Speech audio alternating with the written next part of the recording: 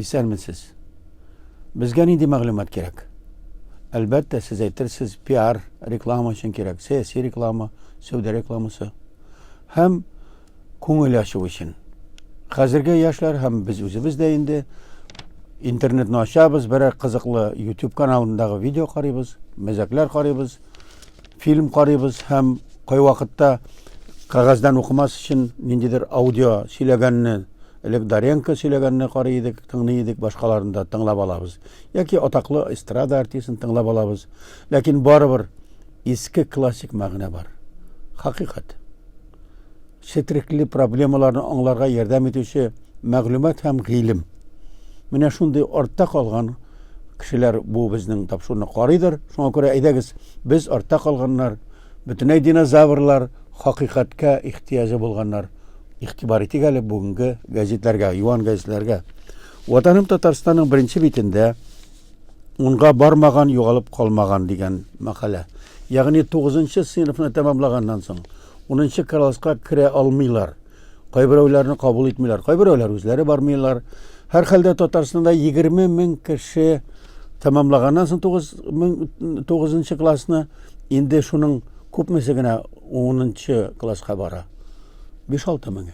Калганы нишли техникумларга, колледжларга бара. Ягъни шунда мәктәп арбасыннан кемнәр төшеп кала дигәнен. Алар мәктәп арбасыннан төшеп калмый, бәлки профессиональ һөнәр мәктәбенә бара, колледжга бара, техникумга бара.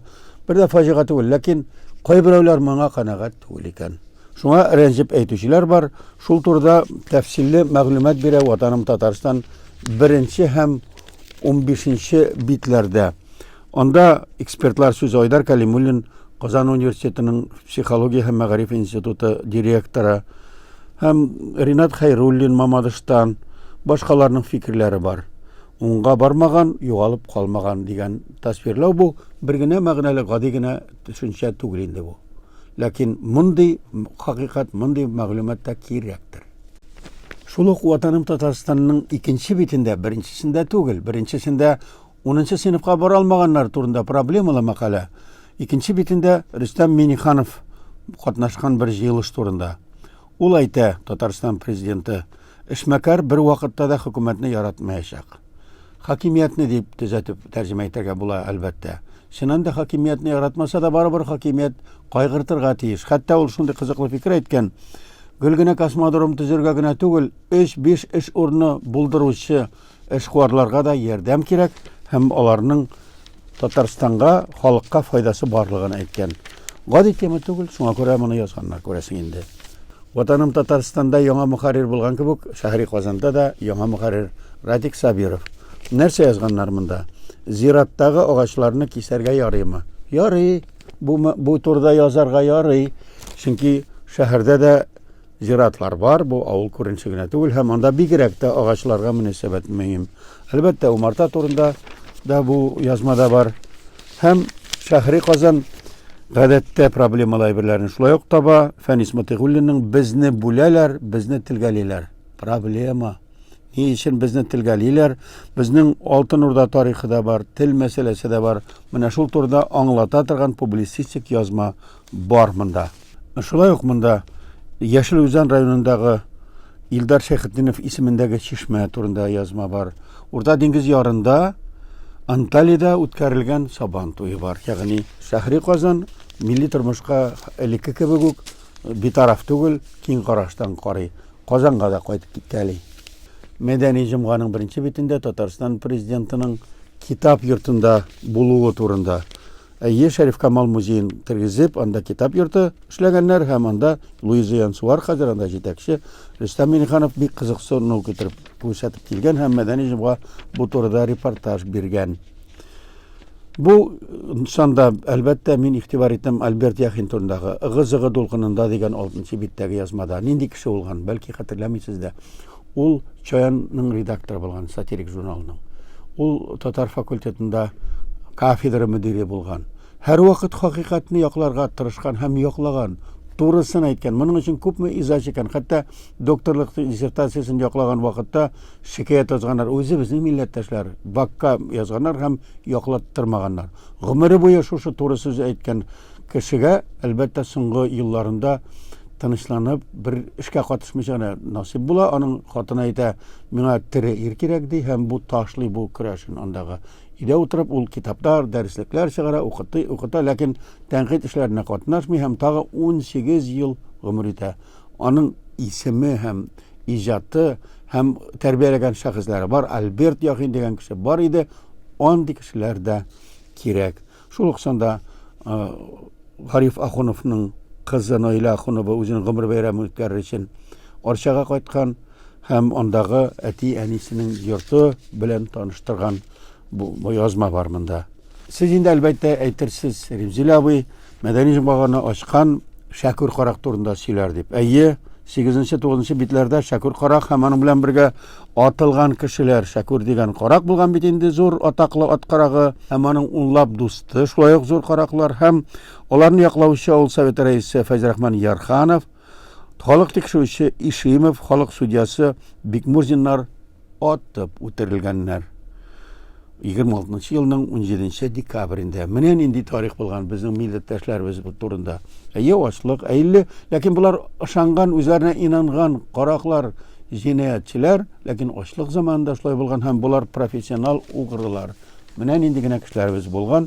Ләкин бу язманы укыганда мин артык исем китмәде, аның дәвамы да булачак әлбәттә. Монда бер укыла. Гади халык аны укый. Мин инде тырыша укып чыктым, ләкин миңа әллә ни кызык булмады, чөнки бу каракның романтикасы турында ишеткән дә бар, күргән дә бар. Шәкүр Каракта безнең тормышыбызның бер, тарихыбызның бер өлеше. Менә җитди катлаулы әйберләр, эш пешергәч әйберләр. Рүзәл Юсупов, элекке ректоры институтның, педагогия институтының, академик, төгәлсезлекләр күңелне борчый. Академик борчыла инде. Ул күрә шул татар теленнән мыскыл итеп язганнарны, җитди урыннарда хаталы язганнарны. Ул язган, мин моны укыдым әлбәттә.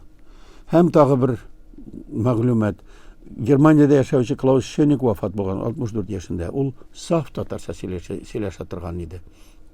Аны укыткан Әхмәт Тимер Төркиягә барып Майнц университетында ул яраткан, бөтен конференцияларга барган, Төркиягә дә барган, шул үлеп киткән яки Германиядә татарча сүкебе эчә торган немец галиме китеп барган.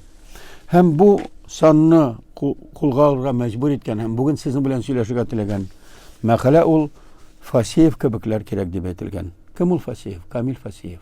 Фарида андый абзый, кичкенә буйлы, ул институт директоры да булганын хәтерлим мин аның. Ә ул бит өлкә комитетта секретарь да булган, хәтта югары советның җитәкчесе дә булган. 1957 елда Татарстанга җитәкче итеп Семен Денисович Игнатьев дигән кеше җибәрелгән. Ул элек Бурятиядә, Үзбәкстанда, Башкортстанда һәм башка шундый төбәкләрдә зур эшләрдә эшләгән. 50 елларда СССРның МГБ хәвефсезлек министры булып та эшләгән. Ничек исән калган шул заманда, Сталинның соңгы елларында, хәтәр елларында ничектер шулай калган, шушы провинциягә җибәрелеп торып күрәсең инде. Эшне нидән башлый Семен Денисович? Татар теле укыту ничек? Татарча сөйләшү ничек? Татар мәдәнияте ничек? Һәм нәкъ шул вакытта 1958 елның маенда өлкә комитетның пленумы татар мәктәпләре эшенең кичектесез бурычларын тикшерә.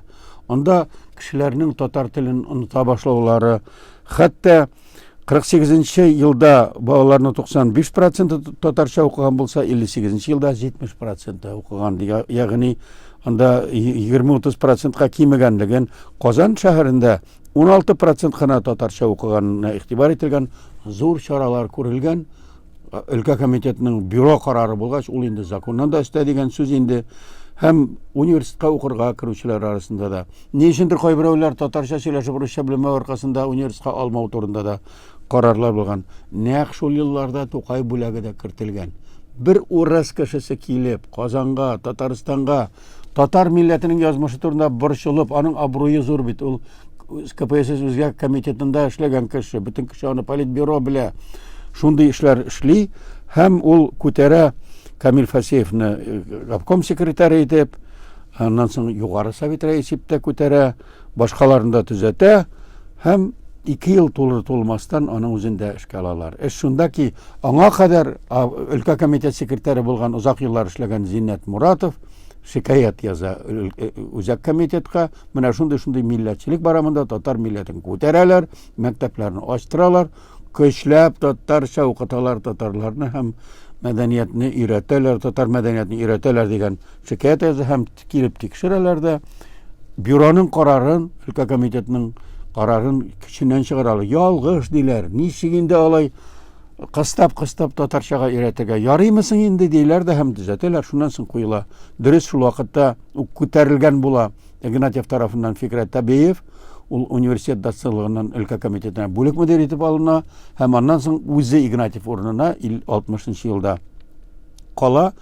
60 елда Игнатьев яңадан Мәскәүгә кайтып китә һәм чистарталар. Фасеев таврында калмый.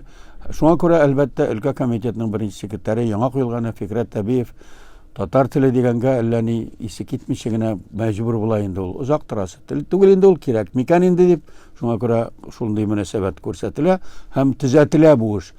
Тагы еллар үткәч яңадан 90-нчы елларда Камил Фасеев аны күрде. Татар теленең күтәрелешен, татар мәдәниятенә мөнәсәбәтне, Татарстанның дәрәҗәсен яклаганга Аллага шөкер шуны күреп бу дөньядан китте. Менә шундый кешеләр, булар җитәкчеләр. Буларны әйтегез бюрократлар дип, партократлар дип уйлагыз. Ләкин һәр вакытта да менә шундый кешеләр булган һәм һәр вакытта да үзебезнең милләтебездән чыккан кайбер моңкор җанлымы, карьера өчен эшләгән кешеләрме, җитәкчеләр дә бар, гади анда журналистлар, галимнәр, доцентлар да бар. Һәр вакытта да шикаят язып туктатырга тырышучылар, төзәтүчеләр булган һәм бу эш гасырлар буе барган. Бигрәк тә соңгы Совет заманы елында хәзер дә бер яктан күтәрелеш, икенче яктан төзәтү һәм яңадан басылу үзебезнең катнашлыкта барган. Шуңа күрә Фасеев кебекләр килгән дигән мәкаләнең мәгънәсе шул кадәр зур һәм әлбәттә Семен Игнатьев кебек кешеләрнең кирәклеге, Михаил Худяков кебек, Гумилев кебек кешеләрнең һәм безнең арабызда булган менә дигән урыс яһуд милләтеннән булган милли мәдәнияткә, милләткә, республикага яхшы мөнәсәбәт кешеләрнең дә барлыгын һәм аларның тансыклыгын бер секундка да онытырга ярамый. Монда язмышлар хәл иткәндә әлбәттә мин нинди дә булса күңел ачу, пиар, реклама мәгълүматын эзләмим, мин хакыйкать эзлим. Сез дә эзләгез. Хәзергә сау булыгыз.